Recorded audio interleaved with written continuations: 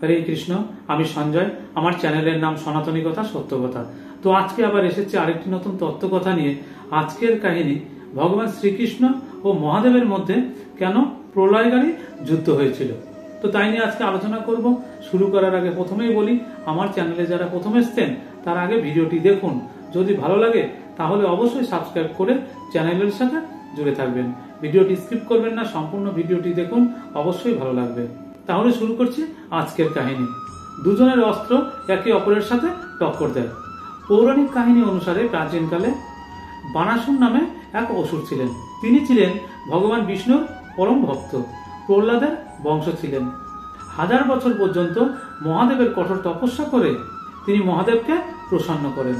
প্রসন্ন হয়ে মহাদেব বানাসুরকে বলেন, আমি তোমার তপস্যায় প্রসন্ন হয়েছি, বলো তুমি কি চাও। এটা শুনে বানাসুর মহাদেবকে বললেন, হে দেবাদিদেব মহাদেব, আপনি আমাকে বরদান দিন, যদি আমি কোনো যুদ্ধে পরাস্ত হই তাহলে সেই যুদ্ধে আপনি আমাকে সাহায্য করবেন এবং আপনি আমার হয়ে যুদ্ধ করবেন। তখন বানাসুরের ভক্তিতে সন্তুষ্ট হয়ে তাকে সেই বরদান দিয়ে দিলেন, যার কারণে বানাসুর খুব শক্তিশালী হয়ে গেলেন। এরপর তাকে যুদ্ধে পরাজিত করা অসম্ভব হয়ে যায়। যখনই সে যুদ্ধে কমজোর হয়ে পড়ত, তখন মহাদেব স্বয়ং তার হয়ে যুদ্ধে লড়ে প্রতিপক্ষকে পরাস্ত করে দিতেন। মহাদেবের বরদানের কারণে বানাসুর ত্রিলোক পরাস্ত করে তার উপর অত্যাচার শুরু করে দেয়। তার অত্যাচারে ত্রিলোকে হাহাকার পড়ে যায়। তার শক্তিতে দেবতারাও নতমস্তক হয়ে যান। সবাইকে পরাজিত করে বানাসুর এতটাই অহংকারী হয়ে যান যে তিনি মহাদেবের কৈলাস পর্বতের উপর আক্রমণ করে বসেন। তখন কার্তিকের সাথে ভয়ঙ্কর যুদ্ধ লেগে যায়। যখন কার্তিক বানাসুরকে পরাস্ত করে দেন, তখন স্বয়ং মহাদেব বানাসুরের পক্ষ থেকে যুদ্ধ করতে আসেন। মহাদেবকে সামনে দেখে কার্তিক আত্মসমর্পণ করে দেন। এরপর কার্তিক বানাসুরকে বিজয় পতাকা দিয়ে দেন। এটা দেখে মহাদেব খুবই দুঃখী হয়ে যান। তখন তিনি বানাসুরকে বললেন, বানাসুর, যাও, এই পতাকাটা নিয়ে তুমি তোমার মহলে রেখে দাও, আর মনে রেখো, এই পতাকা যেদিন ভেঙে যাবে সেদিন থেকেই তোমার পতন শুরু হবে। মহাদেবের কথা শুনে বানাসুর সেই পতাকা নিয়ে নিজের মহলে লাগিয়ে রাখেন। বানাসুরের এক কন্যা ছিল, তার নাম ছিল উষা। একদিন উষা তার স্বপ্নে এক সুন্দর যুবককে দেখতে পান। তারপর তিনি সেই কথা তার সখী চিত্রলেখাকে বললেন। তখন চিত্রলেখা তার পৈশাচিক শক্তির দ্বারা দেখলেন সেই সুন্দর যুবক ভগবান শ্রীকৃষ্ণের নাতি অনিরুদ্ধ। এটা জেনে উষা তার সখীকে বলেন তিনি সেই অনিরুদ্ধকে দেখতে চান। এরপর চিত্রলেখা দ্বারকায় গিয়ে পৈশাচিক শক্তির সাহায্যে ঘুমন্ত অনিরুদ্ধকে হরণ করে উষার কাছে নিয়ে যান। তখন একে অপরকে দেখে উষা ও অনিরুদ্ধ একে অপরের প্রেমে পড়ে যান। তারপর তারা দুজনে গান্ধর্ব মতে বিবাহ করে নেন। উষার পিতা বানাসুর যখন জানতে পারে, তখন তিনি খুব ক্রোধিত হয়ে যান, আর তিনি তখন অনিরুদ্ধকে বন্দী করে নেন।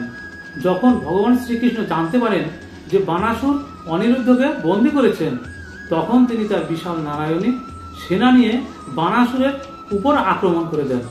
ভগবান শ্রীকৃষ্ণ তার প্রথম বাণে বানাসুরের বিজয় পতাকা নিচে ফেলে দেন। এরপর ভগবান শ্রীকৃষ্ণ ও বানাসুরের মধ্যে এক ভয়ঙ্কর যুদ্ধ লেগে যায়। ঘাতক অস্ত্রের দ্বারা একে অপরের উপর প্রহার করতে থাকেন। যুদ্ধ চলাকালীন বানাসুর ভগবান শ্রীকৃষ্ণের উপর ব্রহ্মাস্ত্রী অস্ত্র চালিয়ে দেন। এর উত্তরে ভগবান শ্রীকৃষ্ণ বানাসুরের উপর তার সুদর্শন চক্র চালিয়ে দেন। দেখতে দেখতে সুদর্শন চক্র বানাসুরের ব্রহ্মাস্ত্র নষ্ট করে ফেলে। এরপর বানাসুরকে মারার জন্য সুদর্শন চক্র তার পিছু করতে থাকে। বানাসুর যেখানে যাচ্ছিল সুদর্শন চক্র তার পিছু নিচ্ছিল। তখন দ্বিতীয় কোনো উপায় না দেখে বানাসুর নিজের প্রাণ বাঁচানোর জন্য মহাদেবকে ডাকতে থাকেন। মহাদেব তখন বানাসুরকে বাঁচানোর জন্য তখন যুদ্ধক্ষেত্রে নিজেই চলে আসেন। মহাদেবের দেওয়া সেই বরদানের কারণে বানাসুরকে বাঁচাতে যুদ্ধ করার সিদ্ধান্ত নিয়ে নেন। এরপর মহাদেব ও ভগবান শ্রীকৃষ্ণ একে অপরের অনুমতি নিয়ে যুদ্ধ শুরু করে দেন, কেননা তারা একে অপরের পরম ভক্ত। দেখতে দেখতে ভগবান শ্রীকৃষ্ণ ও মহাদেবের মধ্যে প্রলয়কারী যুদ্ধ শুরু হয়ে যায়।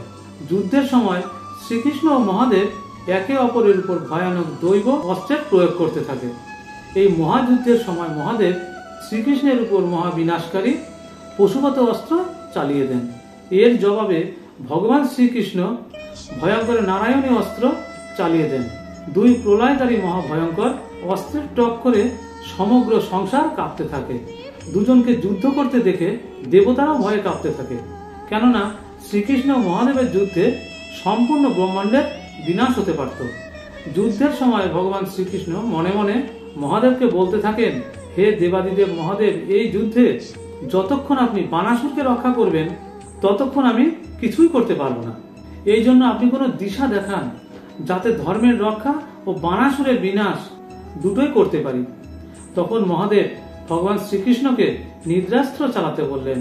এরপর যখন ভগবান শ্রীকৃষ্ণ মহাদেবের উপর নিদ্রাস্ত্র চালালেন, তখন মহাদেব গভীর নিদ্রায় চলে যান। এরপর বানাসুর ভগবান শ্রীকৃষ্ণের সাথে লড়াই করতে থাকেন। যুদ্ধের সময় যখন শ্রীকৃষ্ণ তার সুদর্শন চক্র দিয়ে বানাসুরের মস্তক কাটতে যান, তখন সেখানে ব্রহ্মাজি আর মহাদেব প্রকট হন। তারা শ্রীকৃষ্ণকে স্মরণ করিয়ে দেন তিনি তার পরম ভক্ত প্রহ্লাদকে তার বংশ রক্ষা করতে বরদান দিয়েছিলেন। মহাদেব ও ব্রহ্মাজির কথা শুনে ভগবান শ্রীকৃষ্ণ তার সুদর্শন চক্রটি ফিরিয়ে নেন। এরপর বানাসুর তার নিজের ভুল বুঝতে পারেন এবং তিনি ভগবান শ্রীকৃষ্ণ আর মহাদেবের কাছে ক্ষমা প্রার্থনা করেন। তারপর বানাসুর অনিরুদ্ধকে মুক্ত করে দেন। তো এইটুকুই ছিল আজকের কাহিনী। আগামী দিনে আগামী পর্বে আবার কোনো নতুন কাহিনী নিয়ে আসবো। ততক্ষণ আপনারা অবশ্যই ভালো থাকবেন, সুস্থ থাকবেন। হরে কৃষ্ণ।